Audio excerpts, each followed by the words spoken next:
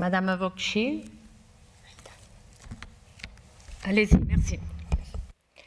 Dear colleagues, thank you for the Council of Europe's presence during the 11th of May elections in Albania, which offered a valuable view into the reality on the ground. A report acknowledges serious concerns, but the truth is much more alarming. When the vote is not free, democracy does not exist. There must be no double standards for EU member and for candidate countries like Albania.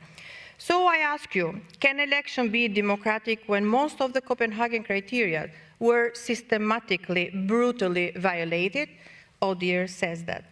When the state and the ruling party act as one, when civil servant voters, candidates are threatened through patronage network and by criminals wearing fake observer badges inside polling station and outside, while law enforcement look away or intervene too late even after elections. When media is totally controlled, weeks before the elections, Prime Minister approved 138 cannabis cultivation licenses, 147 times more than the law allows, covering 29,000 hectares close to the borders. And a ruling party swap saw a sharp vote increase in those regions. This is not a democratic process, it is a national security threat. 402 million in public funds were misused to buy votes and manipulate outcomes.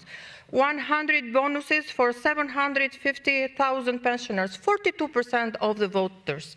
200 million in forgiven fines only 2 days before the elections. Jobs, subsidies, tenders, and high-profile events turned into tools for more votes.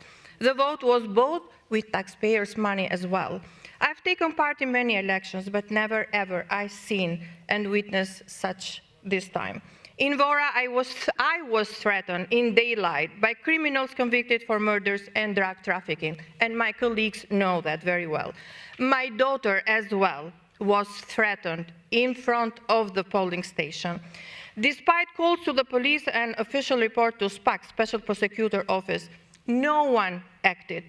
Those criminals still are free, and I fear till my daughter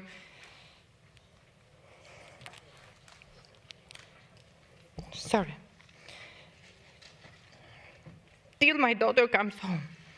So I ask again, are these free elections when women candidates must face cartels instead of political parties? I didn't enter to politics to carry a gun, but to offer an alternative based on truth.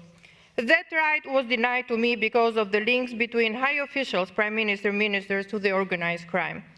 Should I remain silent, quiet, but fearful? No, I will not.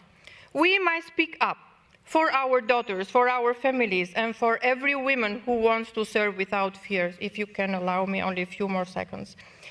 If we don't act now, we hand politics to those protected by crime and not democracy. 28 candidates in 10 districts were supported by criminal groups and cartels. Over 20 of them will be in the next parliament. And who knows, maybe they will be sitting in this, area as well. And I don't want this to happen.